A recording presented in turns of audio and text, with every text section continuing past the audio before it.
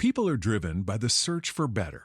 But when it comes to hiring, the best way to search for a candidate isn't to search at all. Don't search, match with Indeed. The hiring process can be slow and overwhelming. Simplify hiring with Indeed. Indeed is your matching and hiring platform. With over 350 million global monthly visitors according to Indeed data, and a matching engine that helps you find quality candidates fast.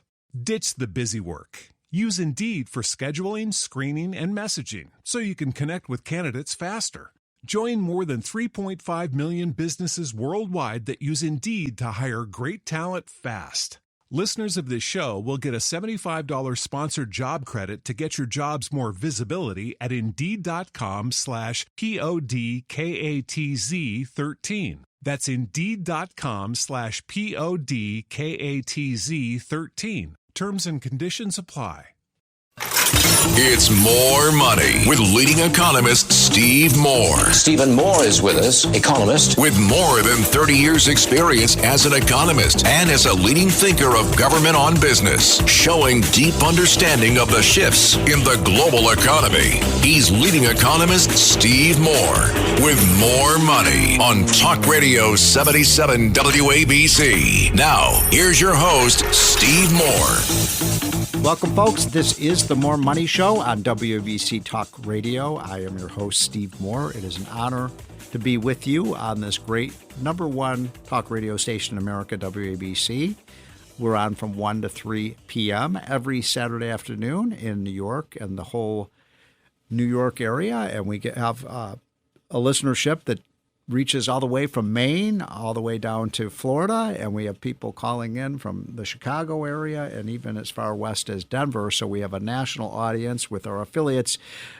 Proud to be able to sit in front of this microphone and talk about the economy, talk about finances, talk about money. The reason we call this More Money is we want to make more money for you as you become more educated about what's going on with the nation's finances and nation's business and how politics and what's going on in Washington and the states will impact your investments. Obviously, past week has been a tumultuous one, to say the least. We had a big debate between Kamala Harris and Donald Trump, obviously, on Tuesday night. Everybody has gone over it 1,000 times, so I'm not going to delve too much into it right now. But what I do want to delve into is a couple of issues that just have left a little bit of a bad taste in my mouth. First of all, I have to say that when you're having a debate in front of, I don't know what the viewership was, I'm sure it was over 100 million people who watched that debate either live or on tape or listened to it on the radio.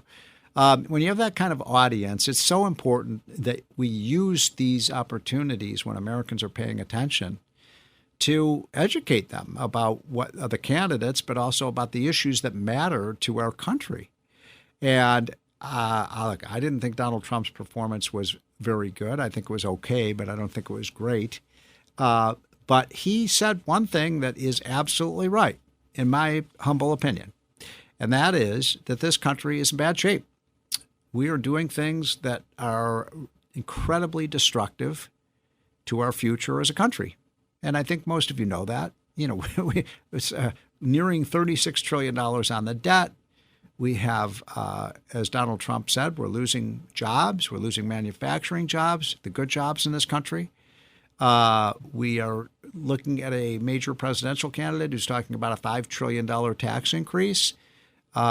We've seen 2 or 3 wars in the last few years. So the peace and prosperity we had under Trump has really become potentially, war and recession. Now, we're not in a recession right now, and I don't think we need to go into a recession.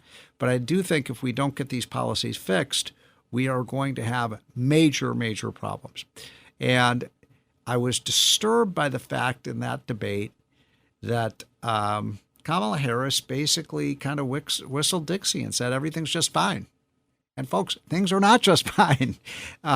When you've got that kind of debt in both the government and a debt in personal credit card use, when you've got a dollar that's declined 20% in its value because of the increase in inflation, when you've got many businesses that are teetering on the verge of bankruptcy right now, No, I'm sorry. Things are not fine. I'd like to say things are getting better. They've gotten better on the inflation front, but they're not getting better on the real output front of the production of our goods and services. And I worry that if we stay on this course, we're going to have a crash landing. And I don't know when that might happen. Might happen in a few months. It might happen in a couple of years. But I do think there's a high probability in the next 3 years or so there is going to be a crash. Because when you're doing something that's unsustainable, it has to stop.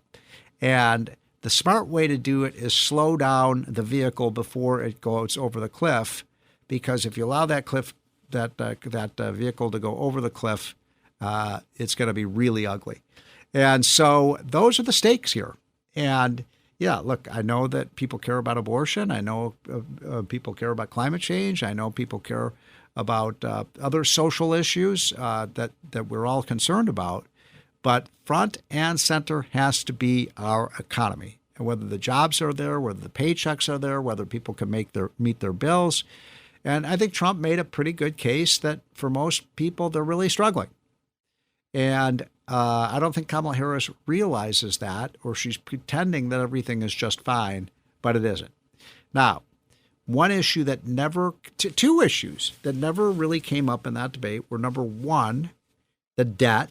What are we going to do about it? And by the way, for those of you regular listeners to this show, know that I equal opportunity aggressor in terms of going after both the Democrats and the Republicans, because they both have dug us into this hole. Donald Trump, who is someone I've worked with, I admire. I think he did great things for our country when he was president. But even I have to admit, he spent too much money. Trump was not the fiscal conservative that I would have liked to have been. He was great on taxes. He was great on American energy. He was great on trade deals. He was great on getting government off the back of our businesses. He was great at putting America first. He was great at securing our border. But no, he didn't. He didn't cut the spending. And obviously, Joe Biden's added $5, $6, $7 trillion to the debt. So it is what I would call a real, clear and present danger to our economy. And so Kamala Harris has proposed let's see, the New York Times says it's $5 trillion over 10 years. As I do the counting, I think it's closer to about $4.5 trillion, but $4.5 trillion is a lot of money. So Kamala Harris really, truly believes we can get out of this crisis by simply raising taxes. And she thinks she can do that by just raising those taxes on the rich. And I look at the polls and I know, yes, tax that rich guy over there. That's how we're going to pay our bills. But I think everyone also knows that that's not going to work. There just aren't enough millionaires and billionaires in this country to solve a $35 trillion debt. But take all their money. Take all the money from Bill Gates and Warren Buffett and Elon Musk and all of these incredible entrepreneurs that have created great businesses. You're still not going to have enough money. You're still not going to have money to balance the budget. And so this idea that we're just going to steal from the rich, who already pay almost half the income tax, I think is a pipe dream. And I think it's a dangerous pipe dream. So I wanted to walk through in these few minutes of my kind of opening dialogue here with you, my thoughts about what happens if you do this tax increase. So let's go over this. And I talked a little bit about this last week, but so I hope I don't repeat myself. But maybe if you heard what I said last week, it's worth hearing again. So right now, the capital gains tax rate, and the capital gains rate is a tax that you pay when you sell an asset, a home, a piece of stock, a business, a ranch, a property that you own, a painting that is appreciated in value. We have a grand piano in our living room, and it's appreciated a lot in value. So it's appreciated by about $100,000 in value. So if we sold it, we would have to pay $100,000 tax on that $100,000 gain. And so she wants to raise that tax, which is now 24%, to, well, she keeps changing her mind. So it's hard for me to say exactly what rate, because Kamala, she changes her position every few days. But the last time I checked, she wanted to raise it to roughly 33%. So you have a 33% capital gains tax, and then you raise another 5%. If you live in New York, for example, you pay another 5 or 6%. So the truth is you're really paying, about, taking into account the state and local, about 35% capital gains rate. That's a lot. That's a pretty high rate. And that means that the government, when you think about it, by the way, a capital gains rate of 35% is the government just taking 35% of the profits that you make on the business. Now, that 35% comes on top of the corporate tax rate, which she also wants to raise to 28% plus another 5% for state. So that's about 33%. And then, of course, she wants to raise the dividend tax. She wants to raise the personal income tax rate. And all of these things, if you take them combined and you look at how much you would pay in taxes if, let's say, you invested $100,000 in let's say, a stock, you're going to pay, in many instances, a 70% tax rate on that investment. So wait a minute, I'm going to put my money at risk. Because, look, if you invest in a business, you could lose every penny of it, right? You could end up with nothing. And that happens, by the way, in most cases where, 2 out of 3 small businesses fail. It's the 1 out of 3 businesses that make it that are really the lifeblood of our economy. And you kind of, you're going to bet on which companies are going to make it. Well, if you bet on the right company, and then you make a profit, let's say you make $1 million. That could happen. My wife and I made a lot of money on NVIDIA stock. That's done really well. We're going to have to pay 70% of the earnings. So if let's say we made $1 million on that NVIDIA stock, we're going to have to pay 70% of that over to state, local, federal government. So our gain is not $1 million. It's going to be closer to $300,000 when the government takes all the taxes away. By the way, if you die with that asset, with that money, and you want to sort of take it, leave it to your children, you're going to pay another tax on that. I mean, so who's going to invest and who's going to save? Do you see what I'm saying? I'm saying that when you tax something, you punish it, and you're going to get less of it. So what Kamala is talking about is sucking the lifeblood out of these small business startup companies. She said, we're going to give them, $10,000, $20,000 for startup costs, or $50,000. I can't even remember. Again, she keeps changing her plan. But that's nothing. Nobody's going to invest in a company if the government's going to take away all your winnings or a large share of them. And so what I'm telling you about is that this is not a plan for economic success. It's a plan to move businesses, to move capital, to move jobs out of the United States. And what I want, and I know what Donald Trump wants, and my buddy Larry Kudlow wants, and my buddy Arthur Laffer wants, and my buddy Steve Forbes wants, is we want to lower the taxes, not because we want rich people to pay less taxes. We want them to invest and build businesses and create jobs here in the United States of America, not in China, not in Russia, not in Mexico, not in Europe, here in Ohio, in Michigan, in New York, in California, in Idaho.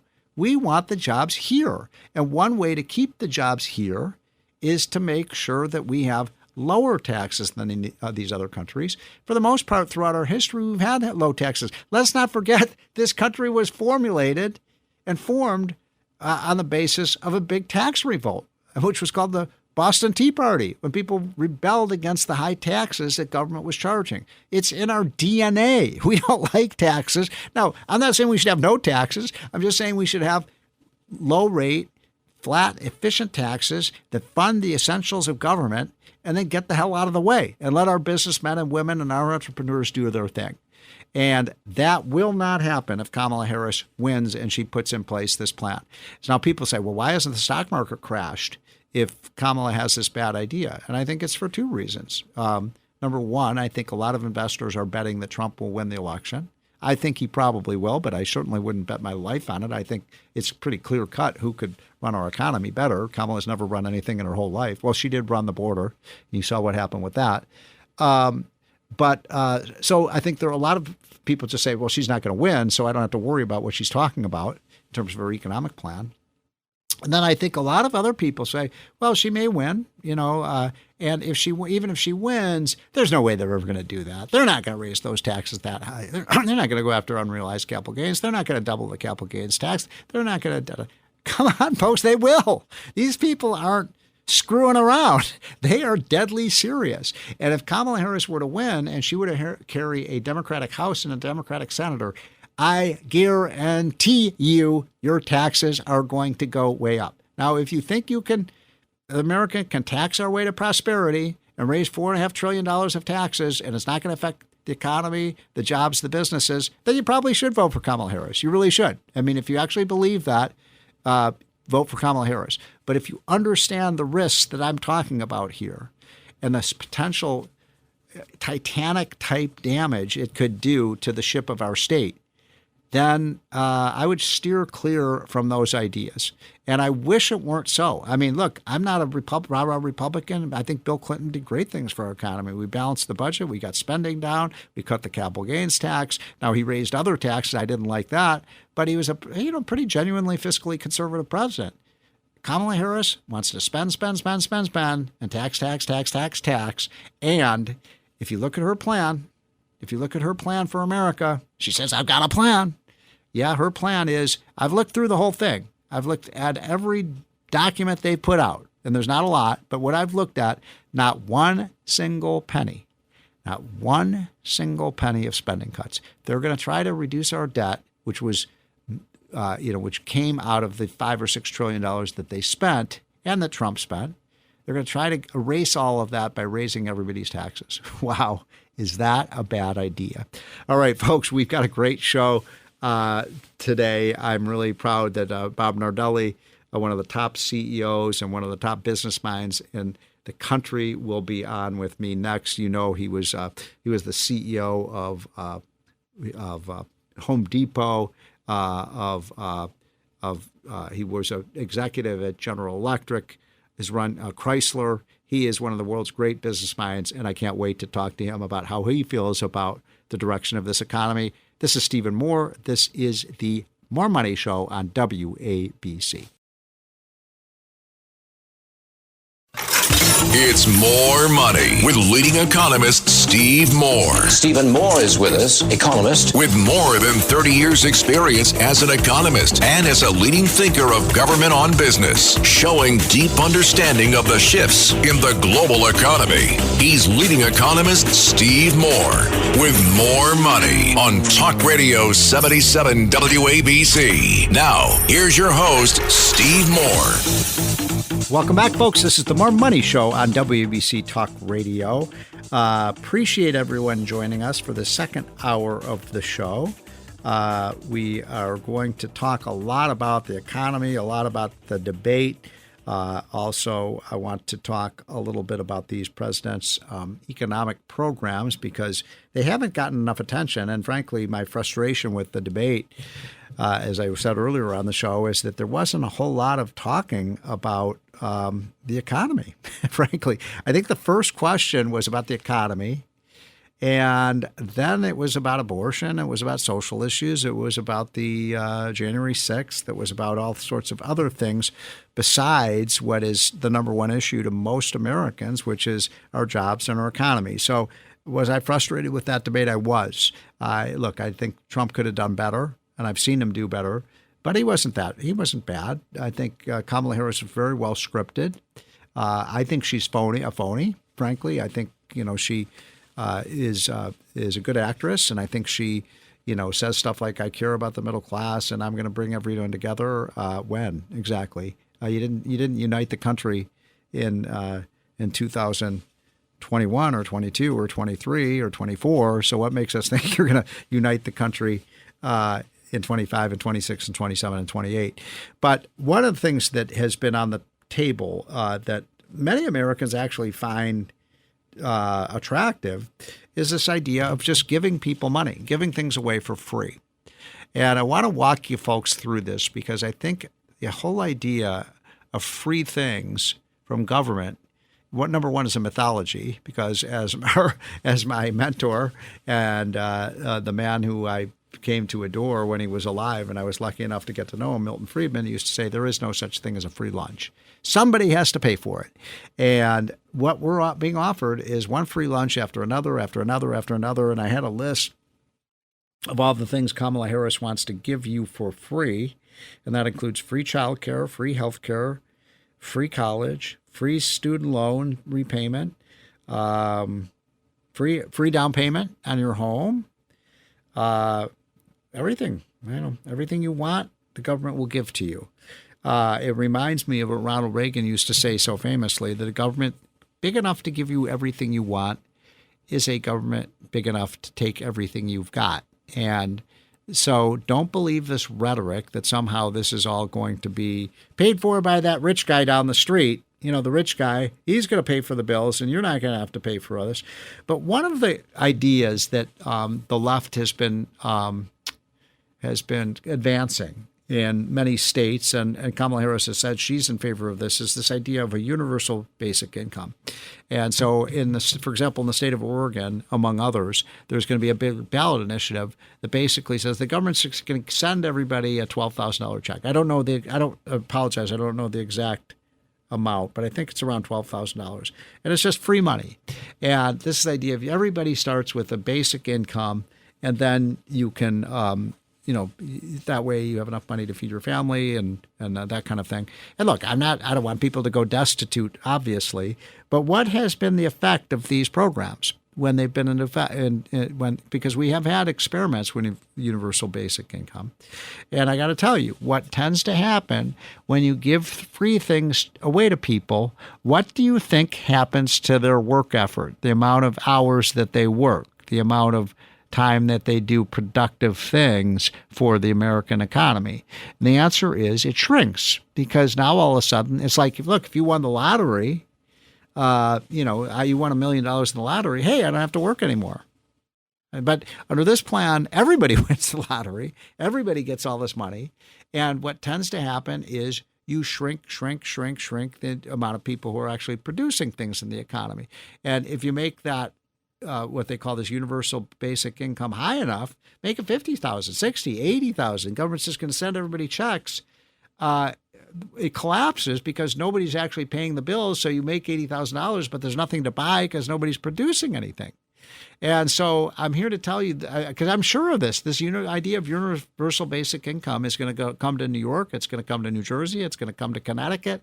It's going to spread like a virus. And beware of this, folks, because if you think it's too good to be true, it is. There is no such thing as free health care, free child care, free monthly rent payments, and so on. Somebody's going to have to pay for it. And pretty soon you run out of people who are going to pay for it. And one of the things I really worry about is U.S.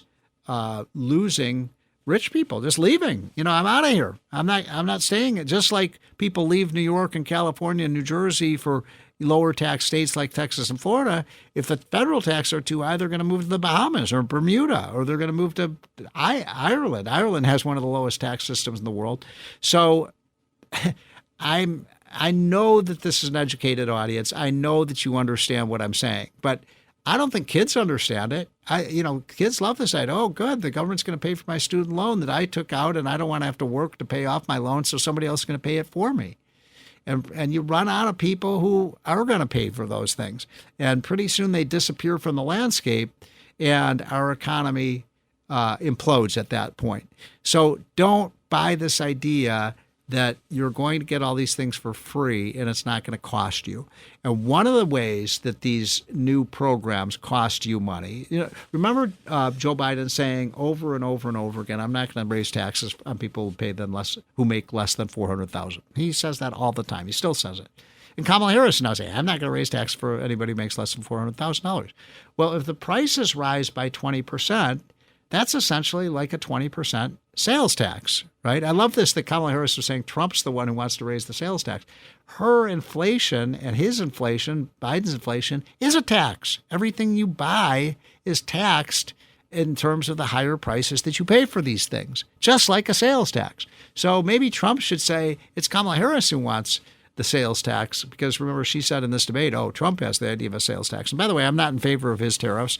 I think he's used tariffs pretty effectively. I don't like the idea of the across-the-board 10 or 20% tariff. I think that is a tax that I don't think Americans want to pay. But I just want to warn you that this strategy of giving away things for free to people is not going to succeed. And incidentally, one other thing in terms of human happiness and human fulfillment, if government could just give you everything you wanted, would you feel fulfilled by that? If you just, like you were living off your granddaddy's, wealth or something like that? Those people are not happy. They aren't. You have to feel self-fulfilled by contributing to society. This is something I feel so strongly about. Work is good. Work is good because it produces things for others, but work is also good because it gives you a reason to get out of bed in the morning. And too often we're telling people, you don't have to work. You don't have to work. Somebody else is going to make things for you.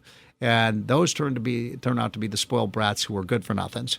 And look, I understand people are disabled, and for one reason or another, people can't work. I'm talking about people who are young, who can be working and should be working and aren't working because the government's subsidizing them not to work. We have to stop paying people not to work in America. That's my lecture for today. I'll get down from my soapbox. I'll be right back, folks. This is the More Money Show on WABC.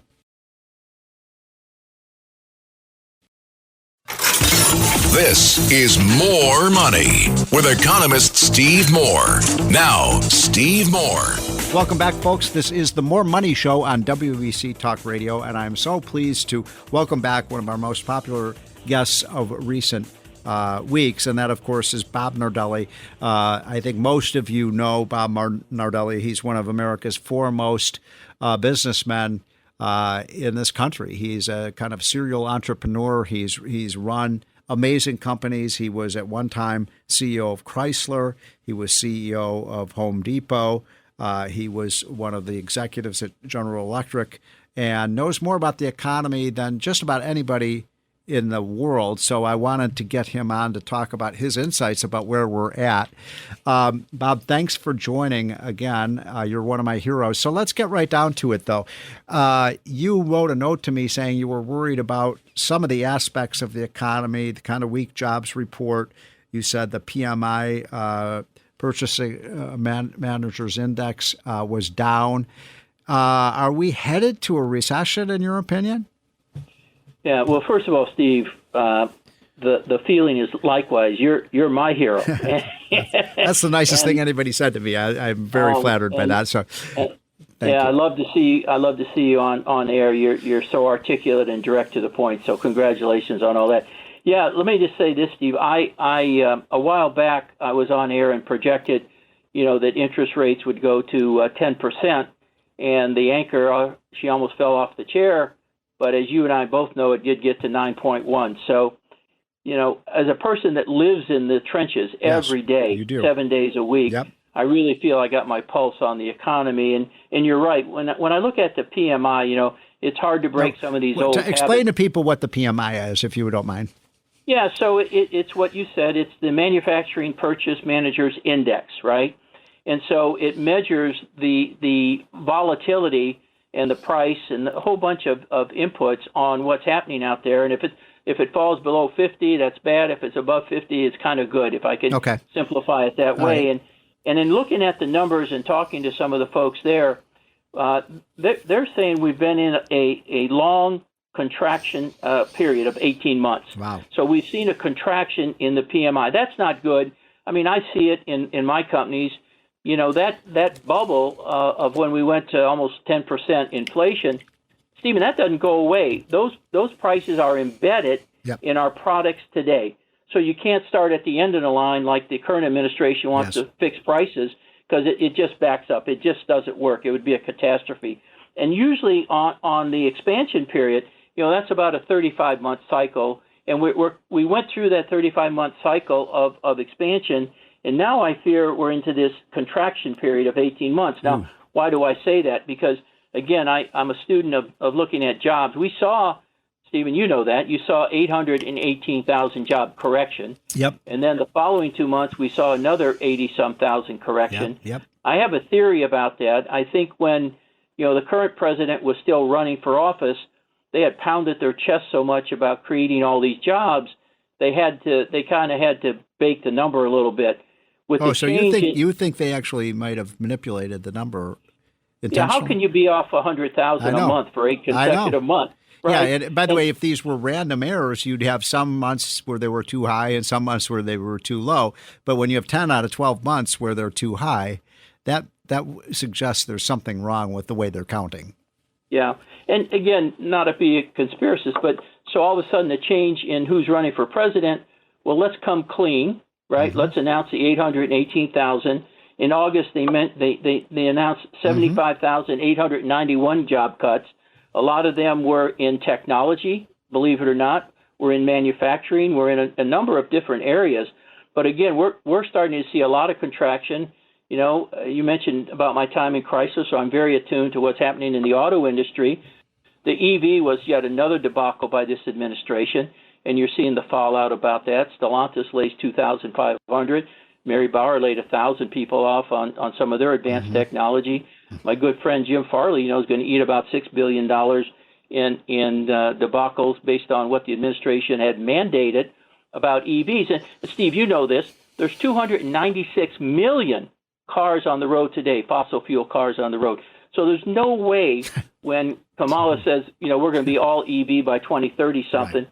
I don't. Somebody ought to ask a tough second question. Well, Bob, you know they have built built 7 new charging stations with their $7 billion.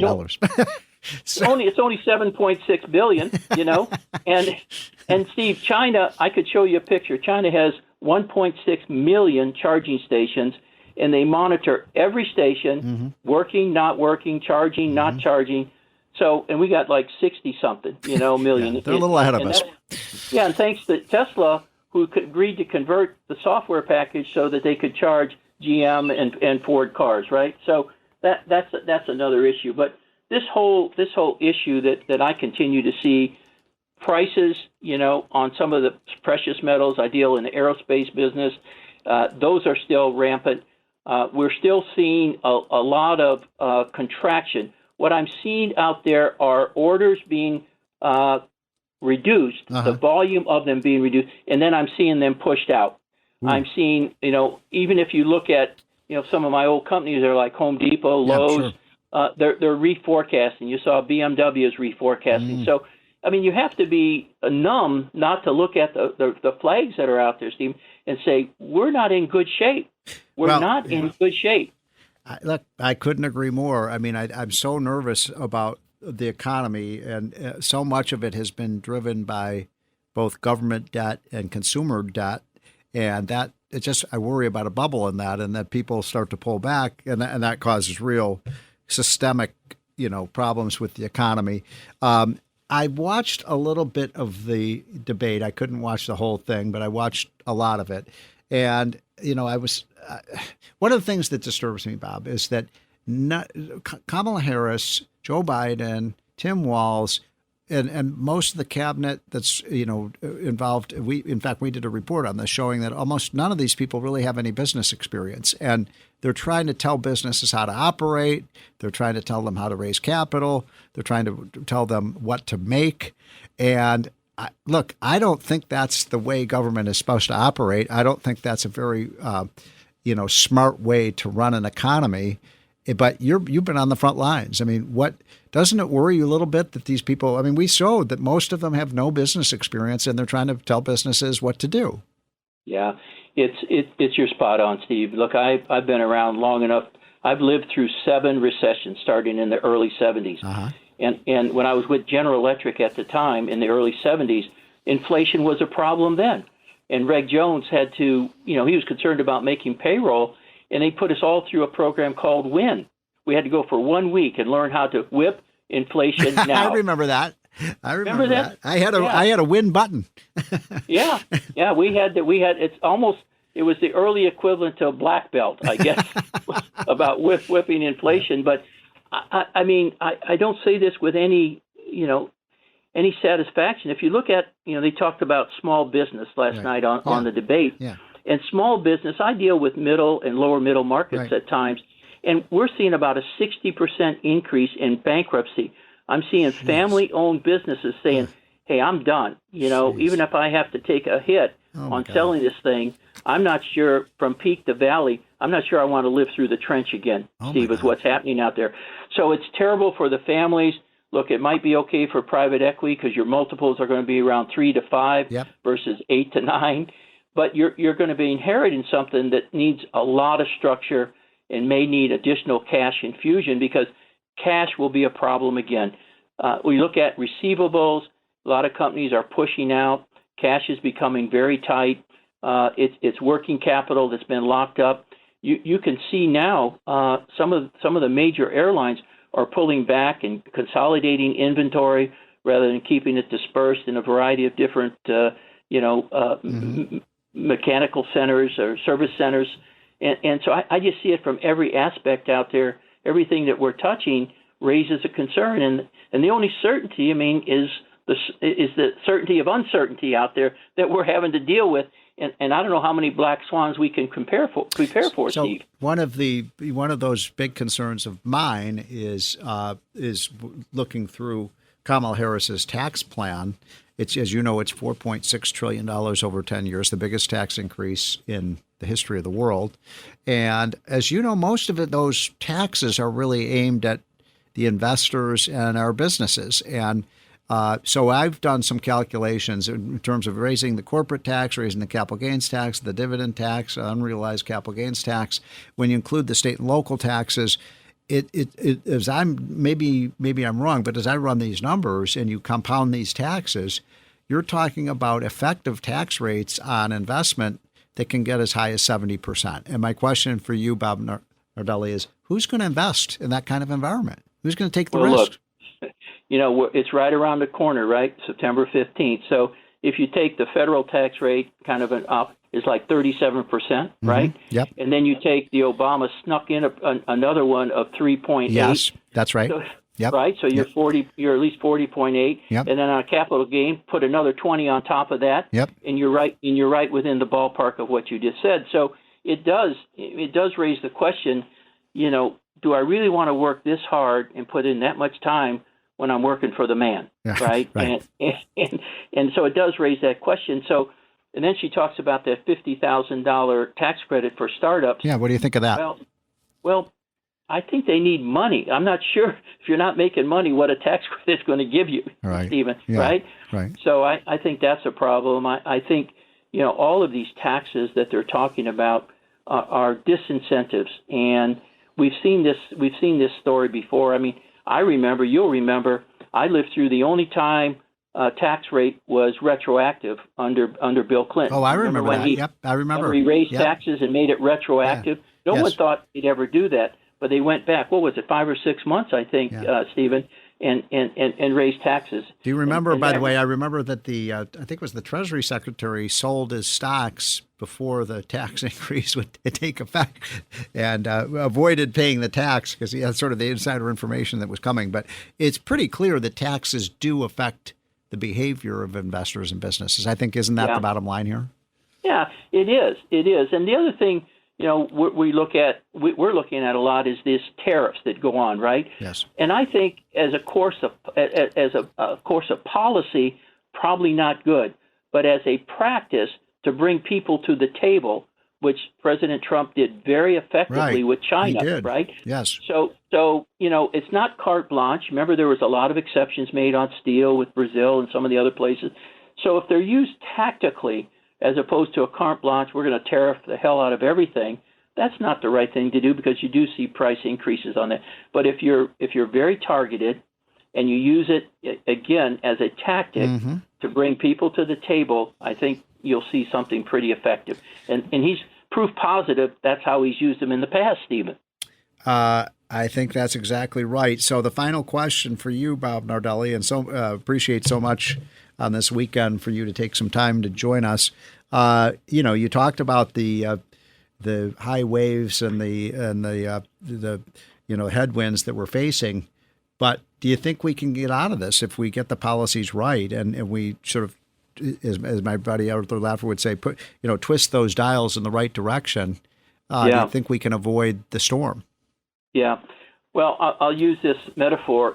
I think the veins of our economy are under tremendous pressure. Right. If I can use the volcano analogy. Yes. And whoever gets into that White House, I think are going to, they're going to be facing a wrecking ball in trying to right the wrong that we've had the last 3.5, 4 years, Steve, if I can say it that way.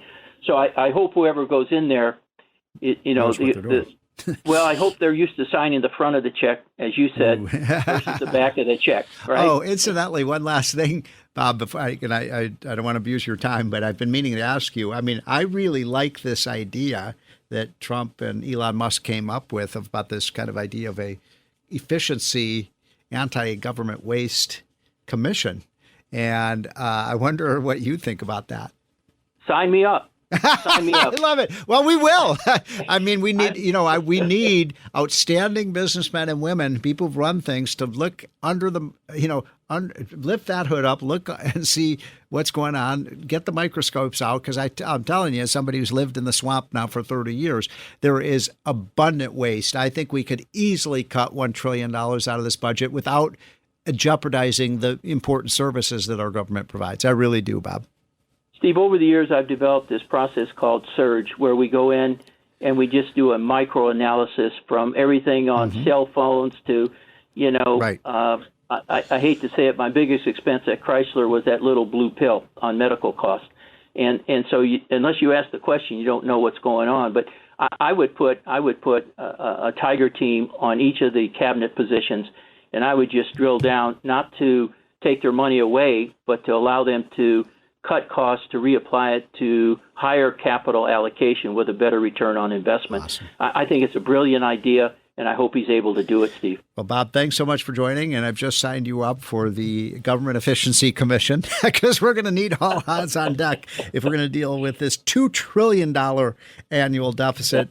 Bob, you're a national asset. Appreciate taking some time. That's Bob Nardelli, former CEO of Home Depot, Chrysler, and many other leading American companies. We'll be right back, folks. This is the More Money Show on WABC.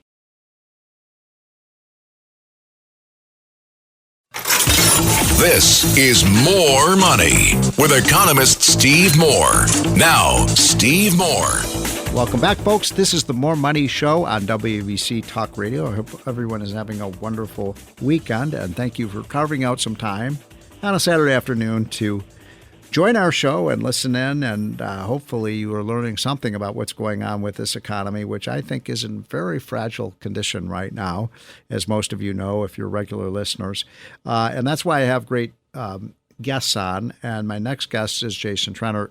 Jason, as you know, if you're a regular listener to the More Money Show, is the CEO of Strategis, and it is one of the top kind of political economic consulting firms in America. Jason, thanks for joining this afternoon.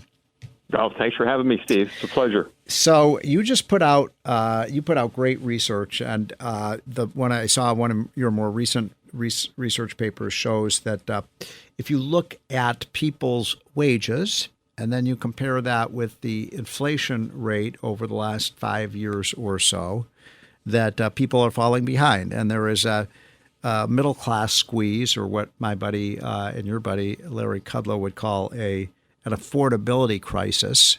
Now, the left is saying that that's kind of gone away, but your charts show that people are still financially strained.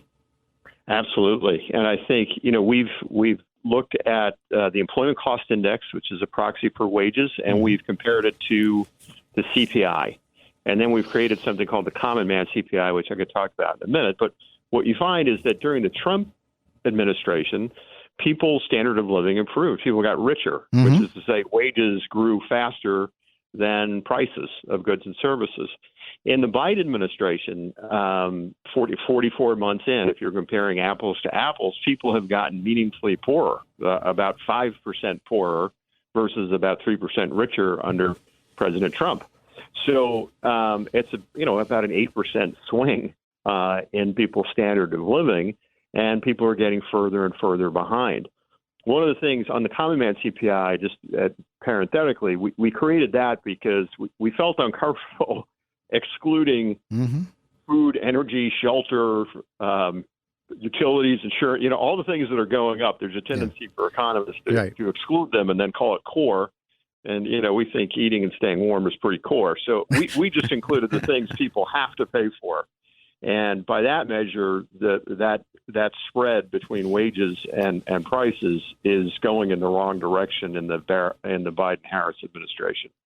And so that would certainly indicate people are going to want change because people don't like getting poor. Incidentally, the latest Census Bureau data really confirms, Jason, what you've been saying, that the average family since 2019, before COVID, is poorer today than they were 4 or 5 years ago, which is a dreadful situation. It means people just are struggling to keep up with the cost of living, and they're falling behind, and they're increasing their credit card debt just to maintain the living standard they had 5 years ago. I mean, do I have that right? No, I think that's right. And I think, Steve, to be honest with you, Steve, I think there's a lot of policies like, let's say like quantitative easing or money printing, to put it more simply, for 12 years that are enormously regressive, which is to say that if you're rich, it's not so bad or it's actually good. But if you're just a regular person, let's say that just might have a savings account or something, for 12 years, you got zero. So there's been a lot of policies like that. I am convinced that's part of the reason why President Trump won the first time. And part of the reason why I think he's going to win again is that a lot of these things that are concocted in Washington that are very baroque and very complex, again, they tend to benefit a very small group of people that have access to lawyers and consultants and accountants and all the rest of it. But if you're just somebody trying to get from one day to the next, it's not easy, and it's getting harder. So are you in favor of the rate cut now, or what is your general attitude towards? I think, Steve, I'm in favor of it mainly because the real Fed funds rate seems pretty elevated right now, right? So if you just use round numbers, you say inflation's about 3 and the Fed funds rate's about 5.25 to 5.50. I'd say that's pretty wide. It's pretty restrictive. Having said that, if you look at a lot of other financial indicators, I would argue that at least financial conditions are pretty loose, right? Credit spreads are tight, and stock prices, generally speaking, are quite high. And so I don't think the Fed should go overboard, but I do think they should inch towards easing. Me too. But I would be very careful in declaring any sort of victory lap over inflation, especially when the current administration is running budget deficits of 7% of GDP. I mean, it's really hard to maintain low inflation when there's no fiscal responsibility whatsoever. Well, I tend to agree with that. I think I'm looking at commodity prices and so on. They're falling, so the inflation has come down a lot. And what's your bet? 25, 50, 75 basis points? What's your best bet? My best guess is it's going to be 25. Yeah. Although I think if Powell could act in a vacuum, I think he would I think he wants to do 50. Right. And of course, I know nothing. I mean, we'll all find out right. This week coming up. But I think 25. I think given the CPI numbers, the recent CPI numbers, with the core being somewhat elevated, I think it's kind of hard. I think to have the leeway to do 50. And this, right, and that's a 0.25 percentage point reduction in the Fed funds rate. Now, is this the last chance they have to cut rates before the election, or could they? Yeah, it's the last one, and then the next meeting is actually the day after the election. Oh, really? Okay. Right. So, and I don't want to ascribe political motives to the Fed. I think they do their best to try to stay out of it. Some people might disagree with that, but I think by and large they do a pretty good job of playing it straight. They may be wrong, but it's not necessarily for nefarious reasons. But so I don't know if there's any politics at play here. But I wouldn't. Again, I just wouldn't. I'm somewhat cautious that you could see another wave of inflation longer term if we don't kind of mend our ways. So my attitude on these things, I'm talking to Jason Trennert, who is the CEO of Strategis, which is one of the top political economic forecasting firms in the country. My attitude is that the monetary policy isn't really the problem. You can't, the problem is we're spending way too much money. We're over-regulating. We're facing a potential $5 trillion tax increase. You're not going to fix that with monetary policy. It's like, if you've got a car, you're driving it, it's out of control, and you turn on the windshield wiper. That's not going to solve your problem, right? And that's what angers me, is that too many of your friends, Jason, on Wall Street think, oh, if the Fed just reduces interest rates, everything will be just fine. No, it's not. No, well, it's good for them. Right. It's good for us. It's good if you want to do a private equity deal or raise money for a venture capital fund or something like that. It's helpful, and there's nothing wrong with making money. But if you have the responsibility of thinking about Americans at large, not just your own self-interest, I agree with you completely. I think there does tend to be a certain parochialism in terms of rate cuts are basically the thing that solves everything. Right. And I couldn't agree with you more. That is regulation and fiscal policy and trade obviously are other big moving parts in this. And one of the problems with the Fed easing as much as they did, from 2009 to 2022, in my opinion, is that it largely indemnified policymakers from having any responsibility in terms of spending, right? Because there's, and some of these guys in Congress better than I do, in the Senate, they're like, hey, what's the big deal? Yeah. Hey, there are no limits. Whereas, in '94, James Carville said, I want to be reincarnated as the bond market because it scares everybody, right? And now the bond market really doesn't scare anyone because, the Fed's balance sheet's $7.5 trillion or whatever it is. So I hope we get back to something that's more normal. And again, I think that would actually result in better outcomes for everybody, not just people on Wall Street or people with money. So you have some great analysts who work with you, and I know you guys look a lot at tax policy, and I'm very worried about the Kamala Harris plan, which would I don't know quite what plan it is because it seems to change, Jason, as you know, every few days. So, but what she's put on the table so far has been, a very large increase in the capital gains rate, a very large increase in the corporate tax rate, and a very large increase in the dividend tax. A very, not a huge, but an increase in the top marginal tax rate. And as I look at these numbers, I was talking to the audience earlier about this, that you could be looking at a 70% tax rate on investment. And when, in other words, when you take into account the corporate rate, the capital gains rate, all these rates cascade on each other. Jason, who's going to invest in that kind of environment? And listen, our guru here is Dan Clifton. Oh yeah, Dan. I've known Dan for 25 years. He's one of the best. He's one of the best. He's our guru on tax policy. Yeah. I'm more the markets guy. But I will say that I could not agree with you more. I mean, to me, this is tantamount to what she's proposing is tantamount to confiscation. Yes. And I cannot imagine this would be terrible for the capital markets. It would be terrible for capital formation. So it'd be terrible for people that have accumulated any wealth, and it would be terrible for people that want to accumulate, that have not yet accumulated wealth, that want to accumulate wealth. So, and from my understanding, the thing that's drives me even more crazy is that it doesn't sound like it would go to pay down any of the debt. Right, it would just to pay for more spending, more free things. Spending. Right, so you wouldn't even be making progress on the stuff that is really the problem. So I can't. It sounds like hyperbole to say this is one of the dumbest ideas I've ever heard. But it's pretty dumb. I think it's one of the dumbest ideas I've ever heard. On the way out, Jason, because I know I don't want to abuse your time, but the question that I get asked a lot from my audience is, because I've been saying many of the same things you've been saying, so I'm glad you're confirming what I've been saying, is that people say, well, look, if that's the case, why, in other words, if these tax increases would be so harmful, why isn't the market reacted to them? Because there hasn't been much of a market reaction to these proposals. And then I'm told, well, that the reason the market hasn't reacted is because the number one, it's still probably likely that Trump is going to win. And number two, that even if Kamala is elected, those things are never really going to happen.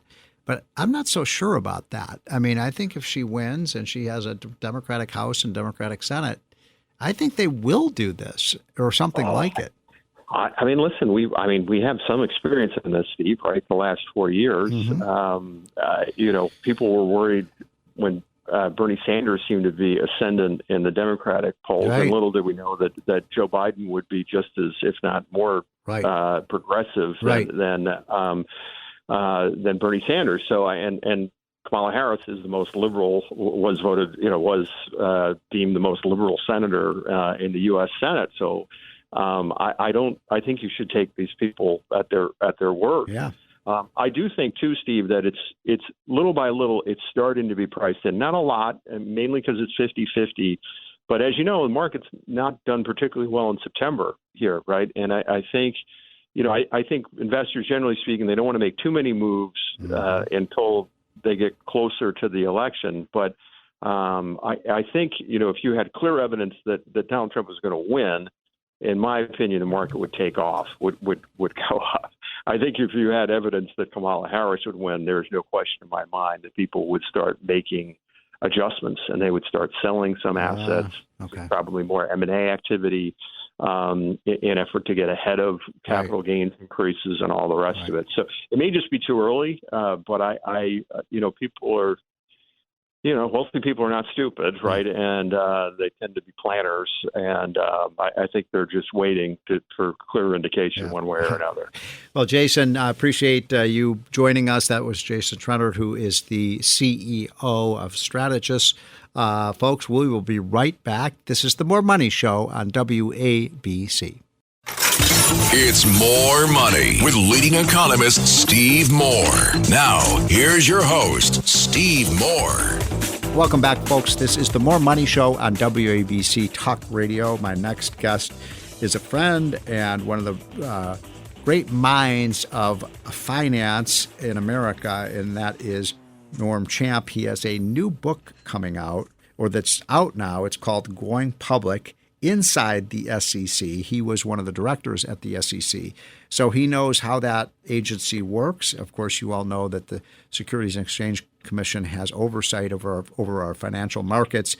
Norm, thanks so much for joining. Thanks for having me, Steve. Great to be here. Okay, so I wanted to talk to you about the subtitle of your book, which is How to Prevent the Next Devastating Crisis.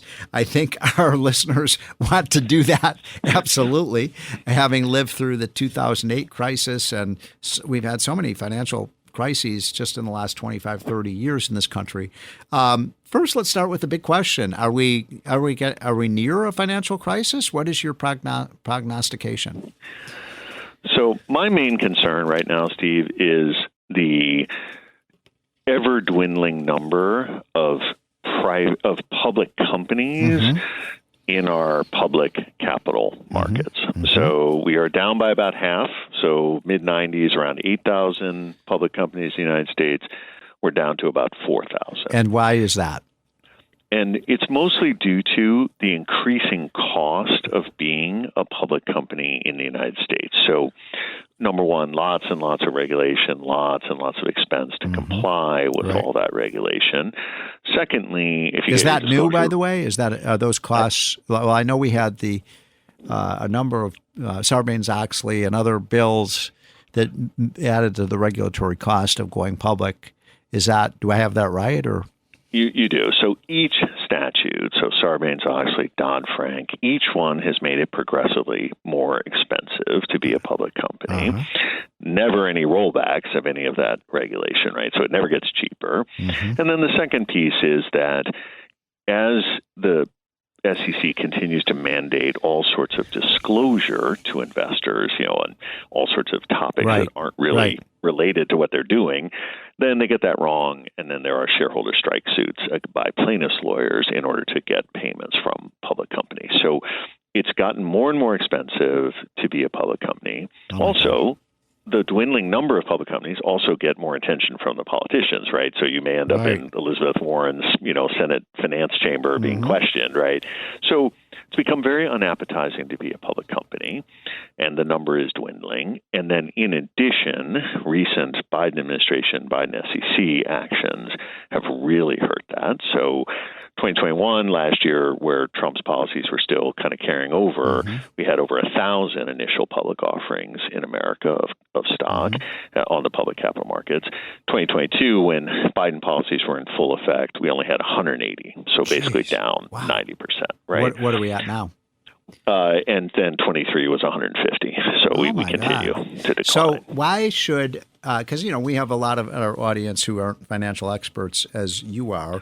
So why should people care? I mean, why does it matter if we have private companies that are, privately owned versus public company that are, publicly traded, that you can buy their stock?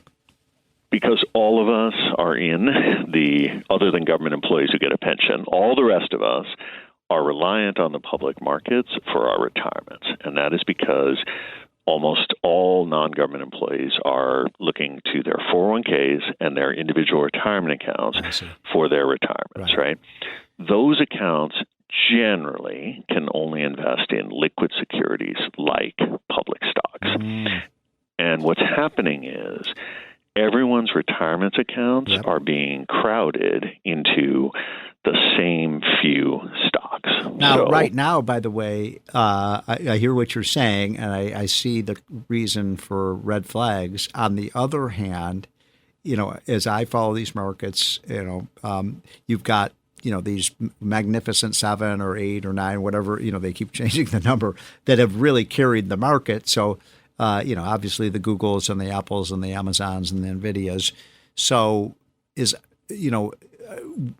in other words, that's where all the wealth creation has been, at least if the Wall Street Journal is correct. So why is that a bad thing that we're all kind of invested in those companies? So those companies, so let's just take the Magnificent Seven. Yeah. Their market cap represents over 30% of the market cap of the S&P 500 index. That's amazing. So just 7 companies. Just 7 companies. The Magnificent Seven. Yes, exactly. So agreed, those stocks have done well and people are riding them. Yeah. I would argue that the fact that we're not producing enough public companies where people can diversify their holdings. So when you see a week like last week, which is down big, then all of a sudden you start to hear people worrying about their 401ks and their IRAs, right? So I think if we could encourage more public companies, we would give more investor choice. Because remember, part of the reason people are crowding into those few names, plus a few others, is because a lot of the 4,000 remaining public companies may not be investable, right? They're smaller, they're not as liquid. So I'd like to see us have more choice in our retirement accounts, because I think that is frankly the devastating crisis we need to worry the most about, which is having all our eggs in one basket for these retirement accounts. The second knock-on of it, though, is you're basically innovative companies that are rising up, right, are not offering their shares in the public markets. So I also think that we are missing out on opportunities for people for their retirement accounts. And they're not, those companies, if I follow you correctly, are not going public because it's just so costly. And also, by the way, I recall that some of these laws really put great, put like directors at great risk, even going to jail if the numbers are wrong or something like that. So there's a kind of hesitancy to put themselves at risk like that. Correct. And exactly, Sarbanes-Oxley, you see these certifications now that people do all up and down the management chain. So if I work for you, I have to certify to you that my numbers are correct, so that when you certify that all the numbers are correct, you're not on the hook. You're comfortable. You're not on the hook. So all those burdens are really hurting us. And I would love to see these innovative companies be able to come out and offer their shares to the public market so that all of us could share in those investments. What's happening is, of course, private capital is buying those companies and keeping them private. And so the rest of us, the 75% of Americans who don't work for the government, who don't have pensions from the government, we're all out there trying to chase a few public stocks. And so for both diversification in retirement accounts, but also innovative companies coming to market, we've got to reverse some of these policies that are discouraging people. Okay, so you make a strong case, and I agree with you that this is a problem. It's a problem for our 401k plans. It's a problem for the growth of the economy and the health of the economy. So I would love, if Trump wins, for you to be the chairman of the SEC, because you're one of the most knowledgeable people I know about how that agency works and what it should and shouldn't be doing. And so if you were the chairman of the SEC, what kind of reforms would you like to see, Norm, to fix this problem? How do we encourage more IPOs? So we need to roll back some of these regulations around the public companies. So, for instance, one effort was to have smaller new public companies have less requirements. I think we need to raise the number on that. In other words, let's allow more and more. Let's allow smaller companies, but let's change the definition of smaller companies to a higher number.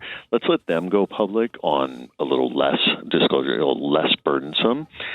But I also think we should roll back requirements across all of these public companies to lift this burden. And you think that this would encourage more IPOs if we were to? I do. Yeah. If we can get the cost down and push down some of this shareholder strike suit, activity, if we can hit those two pieces, I think we will see more entrepreneurs wanting to. And that would probably be good for people's 401k plans then, right? Because you'd have more diversified risk, and you could buy into companies that right now you can't buy into. Correct. And we'd make a lot more available for the general, the most of us who are retiring, who are relying on these accounts. Give you one very strange result of all this crowding in certain stocks. Ordinarily, if you own 10% of a public company, of a bank, you have to be a bank holding company, right?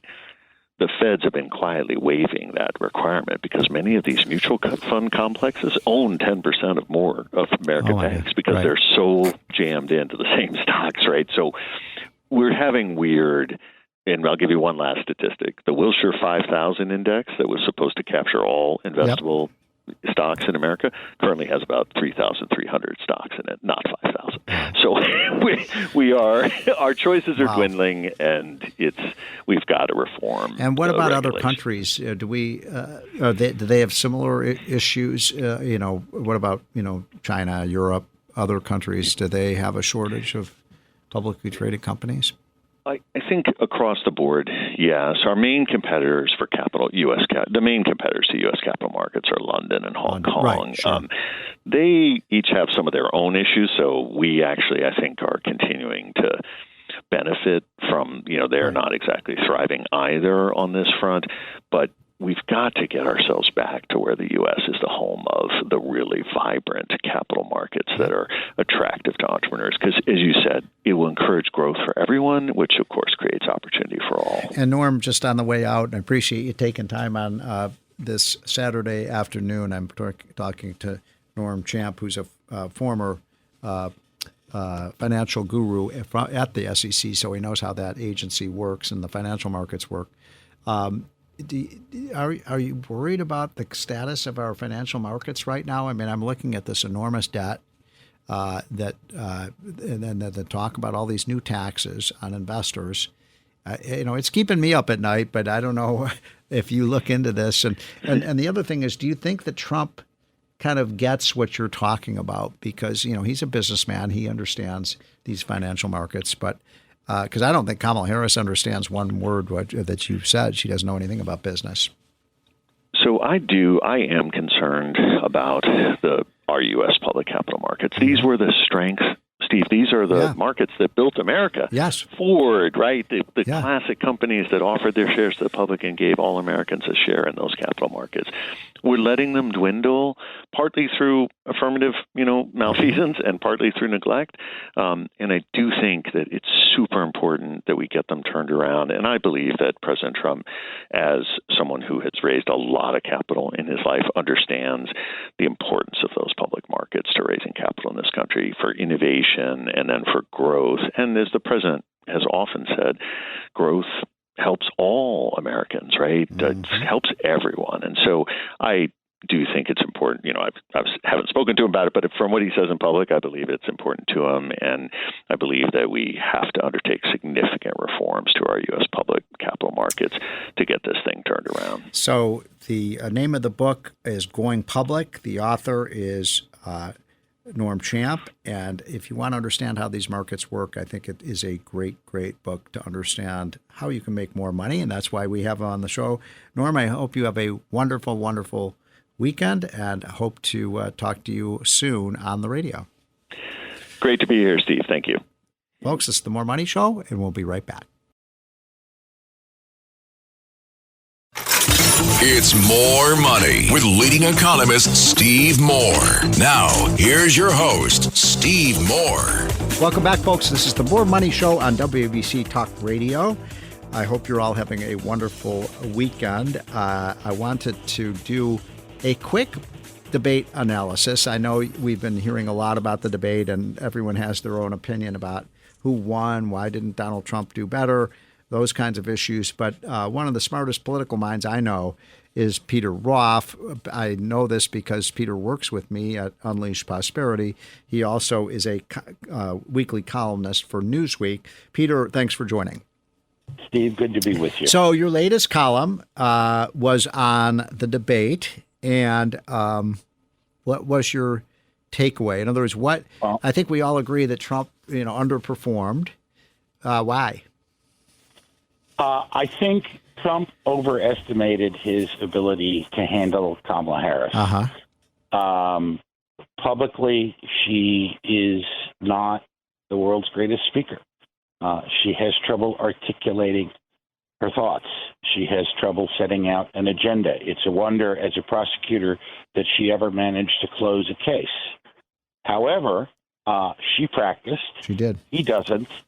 And I think it showed. I think it showed very clearly in some of the answers in the debate that Trump had practiced, had rehearsed issues that he had covered versus the ones he wasn't prepared to talk about. Now, that said, Trump kept bringing everything back to immigration, jobs, the economy, and inflation.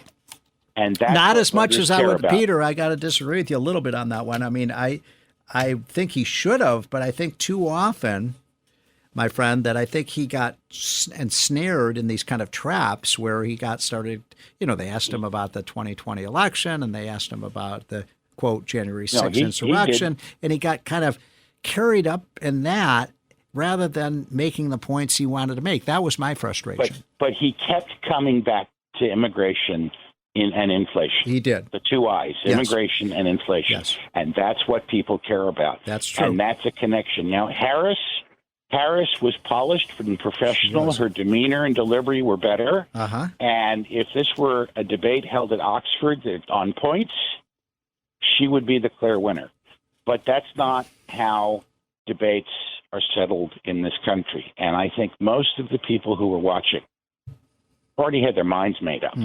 They wanted to see a prize fight.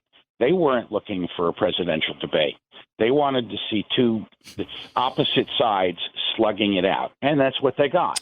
So I thought that Kamala Harris did perform well, although I think she seemed to me to be highly scripted, and I don't know. There's one thing about it. I didn't feel like she was sincere in what she was saying. In other words, she said, for example, at the end of the debate, I'm there for you, and I want to unify the whole country. And I'm thinking, well, wait a minute, isn't that exactly what Joe Biden said? Unite. Well, it was effective the first time she said it. Right. By the fifth or sixth time, it sounded kind of rote, just like when she kept saying, turn the page. But turn the page from what? Yeah. Turn the page from Trump? Well, we did that, and we turned the page to Biden-Harris. Yeah, I thought that. So are we turning the page again? But here's the secret. What I think this all breaks out. Harris surged after her convention, but she's still running behind where Hillary was in 2016 and where Joe Biden was in 2020. The best she's been able to do this far is fight Trump back to something like a tie. Right. And Trump is ahead within the margin of error. She didn't knock him out last night. No, not at there all. Wasn't that there you go again moment that are going to cause people who are with Trump to go to Harris. But it's also true. That's true. But it's also true. Trump didn't have the knockout blow either, and there were plenty of chances for that. For example, he didn't need it. Well, he didn't. But he could have. He could have knocked her out. I mean, for example, she needs it. Yeah, she does. But like on the issue of, for example, race, I don't understand why Trump. When they brought up that race, why did you say that she was black or white or whatever? And then he just said, I don't care what color you are. But he should have. I felt there was a lot of missed opportunities to say, look, when I was president, minorities had the biggest gains in income, the biggest reductions in poverty, the biggest increases in wages and salary ever. And I want school choice and you don't. He just didn't see. I mean, and look, I love Trump. I think, certainly I still think he's going to win. But I just thought there were missed opportunities. And that's why. Absolutely. All he had to do was look at her and say, Vice President Harris, you had one job. Right. Control the border. Manage the border. Yes. Yep. And you didn't. Are you now proposing that we let you do to the U.S., the entire country, what you did to the border? Mm-hmm. That's all he needed to say. And, you and I can give him lines all day, but that's us. That's not him. She needed that knockout moment. She didn't get it. Her momentum has arrested. She's being carried by the media. She was carried by the moderators last night. They fact-checked Trump 5 times. Outrageous. Totally outrageous. And like, by the way, the fact checkers, the so-called fact checkers at ABC got it wrong. They got it wrong. Right. They didn't fact-check her once, and there were plenty of things to fact-check her on. That's true. And they didn't intervene with her. So she's being carried. And that can only get you so far. That's true. That is true.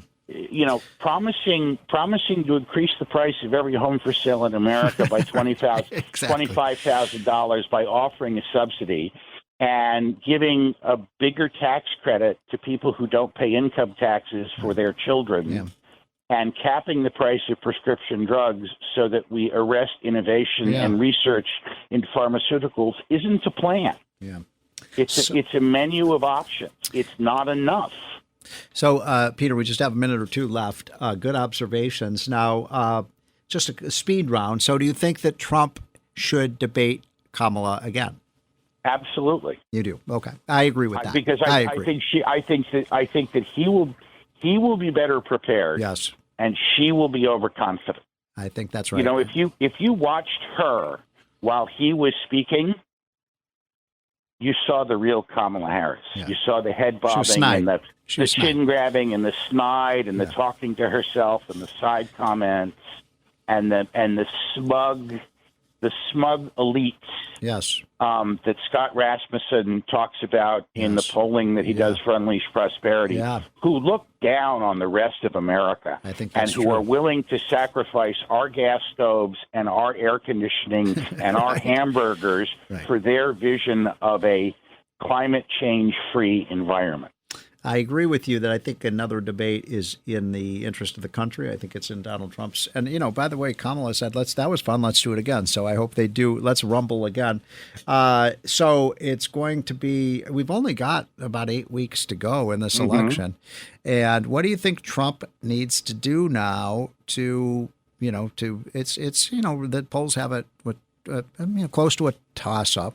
What does Trump need to do to seal the deal?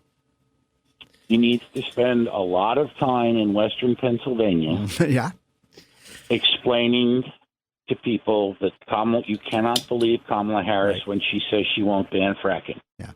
And he needs to go to Michigan and explain to a lot of people that Kamala Harris wants to put an end to the gasoline-powered automobile. Yep. And he needs to go to Wisconsin and explain that she wants to put an end to the dairy industry because cows contribute to climate change. This is what her policies. This is where they go. ABC doesn't want to talk about it, and people say that you and I are crazy when we talk about it. But this is where her policies go, and he needs to force her to spend time in those same states denying it. Great observations. That's Peter Roth. He is a political analyst and columnist with Newsweek. He also works with me at Unleash Prosperity. Peter, thanks for sharing some time on this Saturday anytime. afternoon. And folks, thanks so much for listening today. I always say it's a great privilege to be with you and to spend 2 hours every Saturday afternoon with you. I want to leave you with a couple of quick thoughts in the last minute we have together. One is, who do you trust on the economy? Who do you trust to do the right thing and to on the kitchen table issues, on your wallet, on your paycheck, on your ability to pay your bills, on your ability to take a vacation or to keep your job and make sure it's not lost to other countries? Think about that, because I do think that's the most important issue in this campaign. And the other thing I want to relate to you is just a truism. And the truism, the more money truism, is you cannot tax your way to prosperity. This idea that we're going to solve our problems with a $4.5 trillion tax increase, which is what Kamala Harris is talking about. I'm going to give you this little crumbs of this tax cut, that cut. She wants to raise taxes by $4.5 trillion on American businesses, on American small businesses, on American corporations, on American workers, and American families. That is going to have an extraordinarily negative effect on our economy. I've never seen anywhere in the history of the world where a country got ahead and solved its economic problems by taxing people. I think it's a fool's errand. I think people should take a close look at what Kamala is talking about, because I think she's dead serious about this, and I will congratulate her. She is not giving us a head fake. She's telling us what she wants to do. Look at her plan, folks. She said in the debate, I've got a plan. She didn't tell people what was in the plan, but you can look it up, and you can see that there's a lot of dangerous ideas there, folks. Have a great, great weekend, and I look forward to talking to you again on the More Money Show on WABC. Janine Pirro here for Colonial Metals Group. Colonial Metals Group helps Americans protect their future with the most trusted store of wealth in human history, physical gold and silver. If you're retiring or retired, go to colonialmetalsgroup.com/Pirro for your free Janine Pirro Colonial Metals Group Retirement Protection Kit, or call 800-965-8004. 800-965-8004 now to receive a free home safe and up to $7,500 in free silver.